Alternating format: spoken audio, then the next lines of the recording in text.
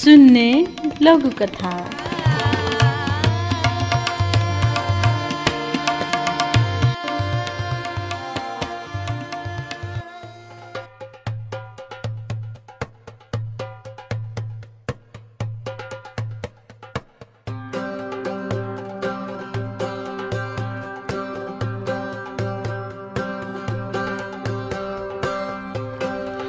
नमस्ते। कार्यक्रम शून्य लघुकथामा तपाईंलाई स्वागत छ।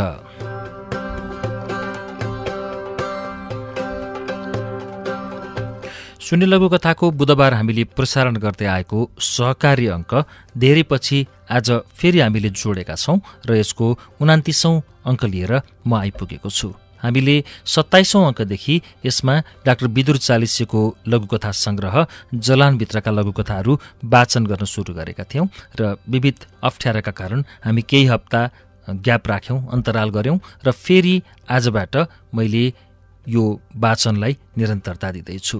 आज यसको 29औं अङ्क र मैले जलान लघुकथामा रहेको 5औं र 6औं लघुकथा आजको कार्यक्रममा वाचन गर्दैछु। सुरुवातमा डाक्टर विदुर चालिसेको जलान लघुकथा संग्रहबाट मैले सुनाउने कथाको शीर्षक छ राह।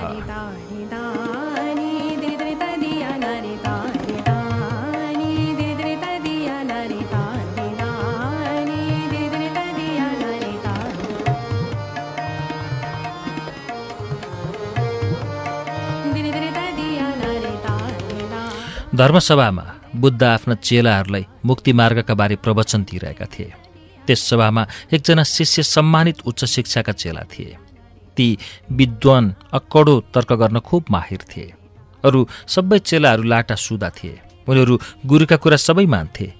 मुक्ति मार्ग भनेको के हो थाहा छ गुरुलाई। बुद्ध अक्क न बक्क परेर एकछिन सोचे, यो शिष्य चतुर रहेछ, यसलाई मार्गबारे बुझाउनु पर्यो भनेर विचार गरे। अनि उनले उत्तर दिए, मुक्ति मार्ग भनेको राह हो। उक्त विद्वान शिष्य बजारमा गए अनि उनले बुद्धले झैं राहको बारेमा व्याख्या गर्न लागे। उनलाई सबैले सोधे, राह भनेको के हो? विद्वान शिष्यले थप व्याख्या गर्न लागे। अवस्था, समाज र स्थान अनुसार आफ्नो व्याख्या गर्दै गए। अन्त्यमा उनी के निष्कर्षमा पुगे भने राह भनेको जात हो। उसले वरपर सबैलाई आफ्नो जात र जातिको बारेमा बुझाउन थाले। चलिआएको बुद्धको मुक्ति मार्ग ती सबैले बिर्सदै गए। धेरै कालपछि बुद्धले ती शिष्यलाई स्तूप अघि भेटे। स्तूप आधुनिक ढङ्गले सिँगारिएको थियो।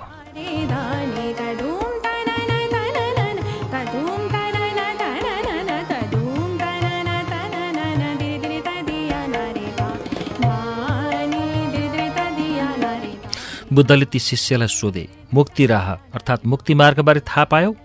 ती शिष्य नजिकै तनावमा चट्किए। बुद्ध शालीन थिए। उनले शिष्यलाई नहडबडाई उत्तर दिन आग्रह गरिरहेका थिए। शिष्य एकहोरो कराइरहे, मुक्ति मार्ग त हजुरको स्लोगन हो। बुद्ध अलमलमा परे। यो शिष्य झन् भ्रममा परेछ भन्ने अनुमान काटेर सोधे, तिम्रो मुक्तिको मार्ग चाहिँ कुन हो त? शिष्यले बडो गर्वका साथ आफ्नो आयात धर्मको आडमा जवाफ दियो, मार्ग जातीय अर्थात् राह। बुद्ध सरासर आफ्नो बाटो समातेर हिँडे। उनीसँग मात्रै झोला र गेरु वस्त्र थियो। शिष्य बुद्धको पछि पछि कराउँदै हिँडिरहे, मलाई हजुरले सम्मान गरेर उच्च शिक्षा प्रदान गरेको होइन नि त? राह कसरी मुक्तिको मार्ग हुन सक्छ? बुद्धले त्यसपछि सङ्घ खोलेर त्यसै सङ्घमा ती शिष्य जस्तै मानिसहरूलाई बुझाउन थाले। मार्गको अर्थ फारसी भाषामा राह हुन्छ, बुझौ?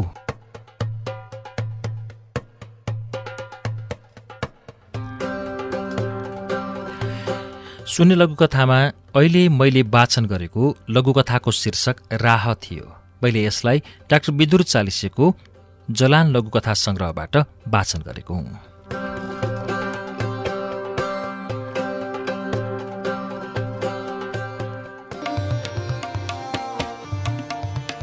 सुन्ने लघुकथा।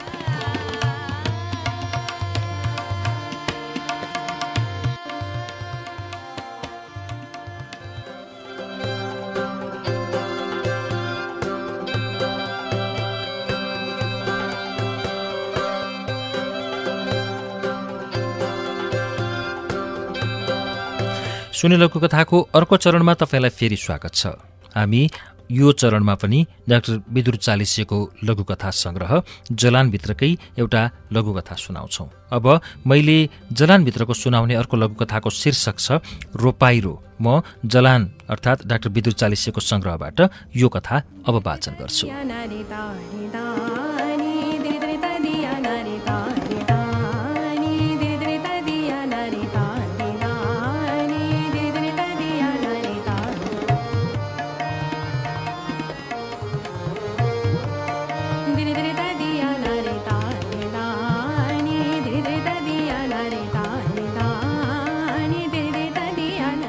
प्राचीन कालमा राजा तथा सामन्तका धानखेत रोप्न सालमा एक दिन प्रत्येक घरबाट एकजना रोपार दिने प्रथा थियो। गाउँका सबै कलिला आइमाईहरू यो प्रथामा तम तयार हुन्थे। हल गोरु नारिन्थ्यो। बाउसी सुरु गर्ने समयमा भामले झ्याली पिट्दै सिमे भूमेको पूजा गर्थे। बिउको मुठो समातेर अबिर चढाएपछि रोपाई सुरु हुन्थ्यो। उता हेर काली, झ्याटवाला ह्याटवाला त खुब छ नि। मस्केकी चमेलीले खितिती हाँसी र धानको बिउ गाड्न लागि। त्योभन्दा त मेरै बुढो तिक्रे छन्। फतफती महिला आफ्ना अतृप्त भोगका लागि साक्षी भक्त थिए। आफ्नो त कर्म नै यस्तै छ दिदी, बुढो विदेशमा छन्, दुःखी छु। रोपाईमा संलग्न सबैको सहमत स्वर गुन्जियो। उडी जान पङ्ख छैन, यहाँ बस्न पनि मन छैन हो बहिनी हो। सुखको सपना बोकेकी झ्याउरी विरक्त बन्थी र नियास्रिन्थी। यस्ता खासखुस गफमा अल्मलिएका ती रोपारहरू ढाड बङ्ग्याउँदै पछाडि हटेर धानको बिउ रोपिरहेका थिए। लामो लस्करमा सहेलिएका रोपारको पंक्तिबद्ध कलाले सजिएकासँग राजा अभय मल्ल आनन्दित थिए। उनको मुन्टो खुब यताउति घुमिरहेथ्यो। डिलमा बसेर गफ छाडिरहेका अनन्तहरू थप्पडी बजाइरहेका थिए। वर्ष दिनको रोपाईको छुट्टै मजा थियो यो वर्ष।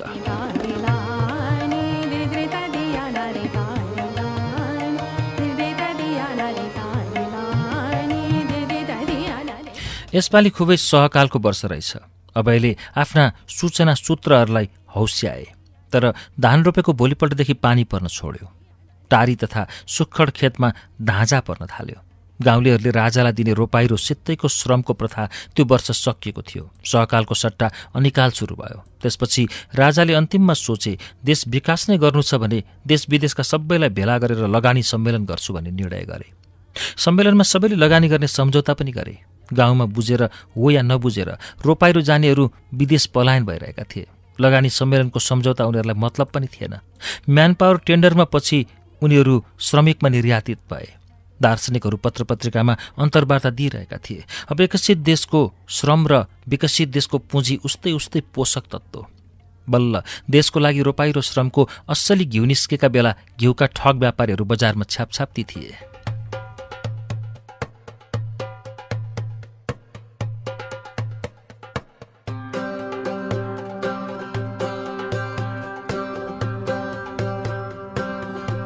रोपाइरो शीर्षकको यो लघुकथा मैले डाक्टर विदुर चालिसेको लघुकथा वाचन गरेको थिएँ। डाक्टर विदुर चालिसेको जलान लघुकथा संग्रह विक्रम सम्वत 2077 सालमा बजारमा आएको लघुकथा संग्रह हो र यसभित्र संग्रहित लघुकथाहरूमध्ये हामीले यो बुधबारको सहकारी अङ्कको शून्य लघुकथामा प्रत्येक अङ्कमा 2वटा लघुकथा वाचन गर्दै आएका छौँ।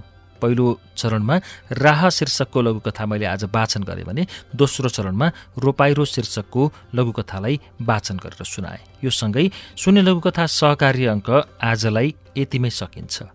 अर्को साता फेरि डाक्टर विदुर चालिसेको जलान लघुकथा संग्रहबाट अरू 2वटा कथाहरू लिएर आउने नै छु। तबसम्मको लागि प्राविधिक साथीसँगै म प्रस्तोता अच्युत घिमिरे बिदा हुन्छु। नमस्ते।